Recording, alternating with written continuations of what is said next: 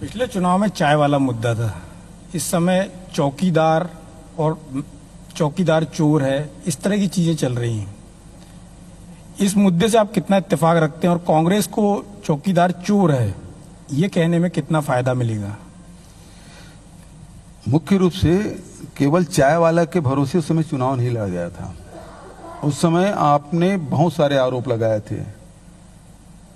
2G scheme का लगाया था, कोल स्कीम का लगाया था, और ये भी कहा था कि हम सरकार बनने के बाद इनको सजा दिलाएंगे, ये भी आपने कहा था। फिर आपने कहा था विदेश से काला धन लाएंगे और 15-15 लाख रुपए खातों में जमा कराएंगे, ये भी आपने कहा था। आपने ये भी कहा था कि अच्छे दिन आएंगे। आपने ये भी कहा था कि नौजवानों को 2 करोड़ लोगों को हर साल नौकरियां मिलेगी। और उसके बाद चाय वाला भी एक मामला बना। लेकिन अब पता चला जिस स्टेशन की बात करते तो उस समय उस स्टेशन भी नहीं था।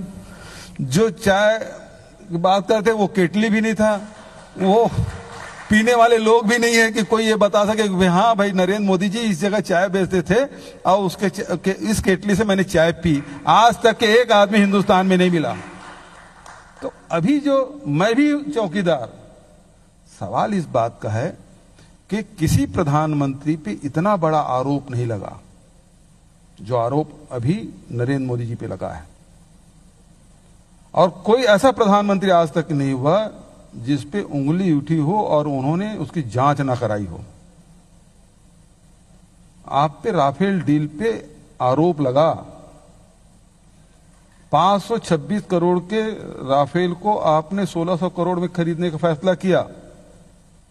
आपको 34 की जगह आप उसकी संख्या कम कर दिए, 126 की जगह 34 कर दिए, और फिर 30,000 करोड़ उस आदमी को दिए जिन्होंने हवाई जहाज, तो क्या कागज के हवाई जहाज भी ना बनाया हो, कागज के जो जहाज बनाता है वो भी ना बनाया हो, उस आदमी को 30,000 करोड़ आपने दे दिया।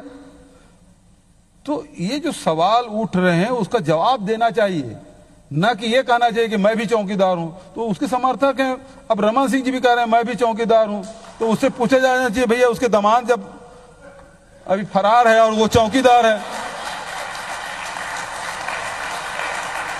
कैसे चौकीदार है? उसका दामाद फरार है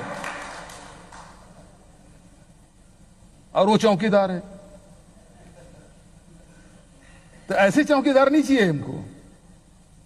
तो आपका मतलब है कांग्रेस का मुद्दा काम कर जाएगा, कांग्रेस का स्लोगन काम कर जाएगा। जनता ये देखेगी हमने आरोप लगाया, उसका जवाब मिलना चाहिए। देश का पैसा है, देश की सुरक्षा से जुड़ा हुआ मामला है। यहां के HAL जो प्रतिष्ठित कंपनी है जो ये सब बनाते हैं उनको आपने काम नहीं दिया, तो फिर ये प्राइवेट लोगों को क्यों दे रहे हैं?